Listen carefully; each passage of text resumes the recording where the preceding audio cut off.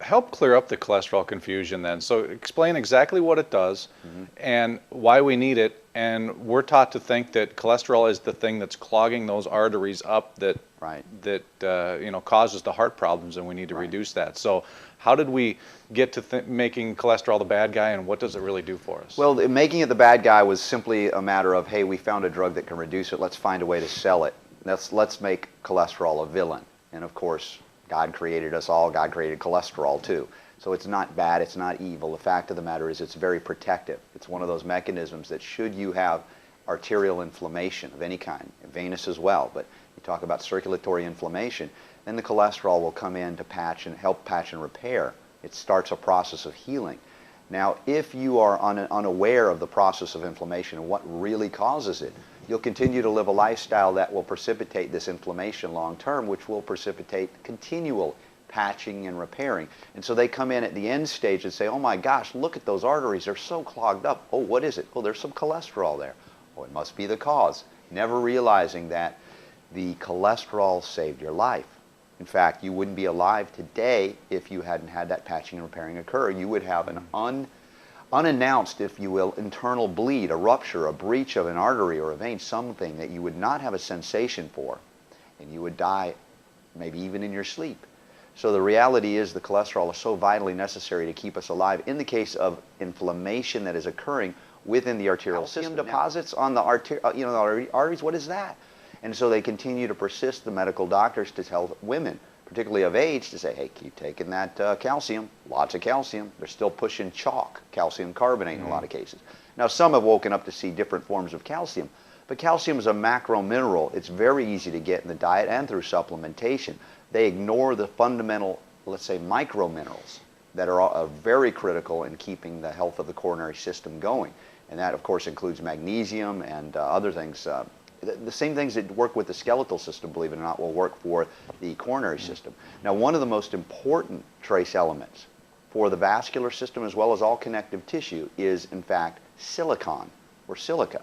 Now, a lot of people take horsetail extract when they become aware of it and say, hey, I want strong skin and hair and nails, not realizing how deeply important silica is for the entire connective tissue of the body and the nervous system. And this is interesting because with the cholesterol, if you lower cholesterol, you are going to harm your nerves, your brain, because it needs this cholesterol, this fat layer, the myelin sheath, the insulation of the nerve, in order to function properly. Again, this is where we see cholesterol-lowering drug inducing Alzheimer's disease.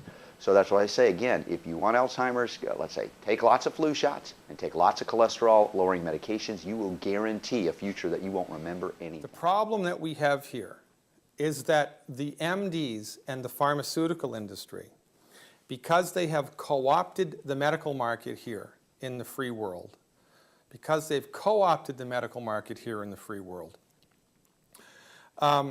give advice freely about things that they don't really have any appreciation or understanding for, right? In the same way that you wouldn't go to your high school swim coach to figure out your plumbing, going to an MD to get advice about food and nutrition is a bad idea because that's not their wheelhouse. But we've gone to these people for the last 100 years because the pharmaceutical industry has trained us to believe that anybody who has an MD after their name has a secret decoder ring that gives them knowledge about everything. And it's nonsense. And we've taken the wrong dog to the hunt, is why. Really, my profession, Dr. Wallach especially springs to mind, has been telling people for 30 years that butter is good, that lard is good, that salt is good, that oil is bad, fried food is bad, margarine is bad. We've been trumpeting this information forever because that, in fact, is our wheelhouse. So if you want advice about medical nutrition, then it would be prudent for you to secure the services of a licensed and regulated physician whose profession wrote the book on medical nutrition, which is what we did. Now, people don't know this. People don't know that this information about butter and salt, for instance, hasn't entered into the mainstream because my profession hasn't entered into the mainstream. Why hasn't my profession entered into the mainstream? because the pharmaceutical industry doesn't want us to. We don't have a free medical market. As a naturopathic physician, I can deliver babies, prescribe drugs, perform surgery, order any diagnostic tests I want, call myself a physician, and it's all covered by insurance. If I did exactly the same thing in Chicago that I did in Seattle, I'd be fined $5,000 and thrown in jail for a year for practicing medicine without a license. And that's not right. And you know why that is? Because when my profession tries to secure licensure, the American Medical Association brings out a dog and pony show and says, oh no, not those naturopaths. They have substandard training. It'll rain cats and dogs, and the sky will start bleeding if you let the naturopaths into the game. It's nonsense. Because I think they know on some level that if all of a sudden there was an even playing field, and by some genie in the bottle magic, we all woke up tomorrow, and there were just as many naturopathic physicians in the world as there were MDs. There were just as many naturopathic hospitals as there are allopathic MD hospitals.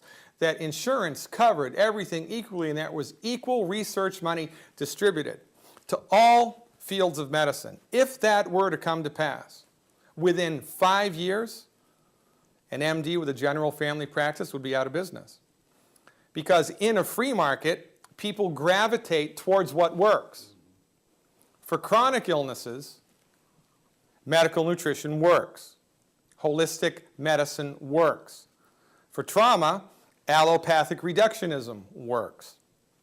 If I was the king of the world, it would be illegal for MDs to treat chronic disease. I mean, we don't go to chiropractors for open heart surgery, and rightly so. Nor should we go to an MD for anything concerning a chronic disease. And people don't know about medical nutrition because the profession that knows about medical nutrition has been kicked off the bus of medicine. It happened in the 1920s with the Flexner Report in the United States. And so we're slowly starting to make our way back, and that's why, 30 years after we've been telling people butter is good, all of a sudden it's mainstream, and it's like, oh my God, that's simply because of politics and power.